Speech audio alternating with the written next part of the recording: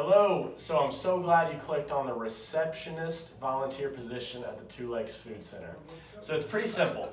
The main goal, one of the first main goals, is you are the first presence people see. And so as soon as people walk in the door, you're gonna be sitting right here, and this is the first presence people see. So one, we wanna be so inclusive.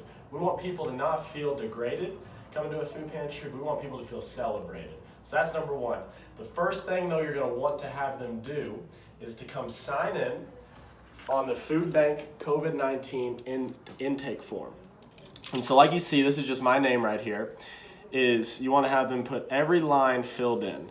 So date of assistance, name of household, there's Spanish translation on here too, date of birth, household size, address, city, ID type, which is usually just a driver's license or social security. You can initial it. And then if they're a new client, pre-bagging just means if they don't want to go through our client choice system, they can have their food pre-bagged. So that's just alerting our team in the back, hey, they don't want to go through the system, we can just pre-bag. So after a client signs in, what you're going to do is you're going to direct them over here to the waiting area. There'll be chairs sitting out on normal Wednesday, and they'll sit there until an intake volunteer in the back booths comes over, looks at the list, and so as you see, my name is here first on the list. So when a volunteer comes up and says, I can take the next person back, what they're gonna do is they're gonna look at Sam O'Bannon, they're gonna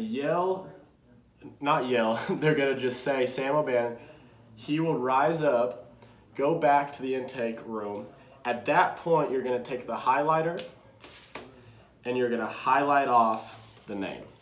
So that just alerts the next person coming in. It also alerts the next intake volunteer that this person has already been taken back for intake. So then from there, you're done with the client for that period.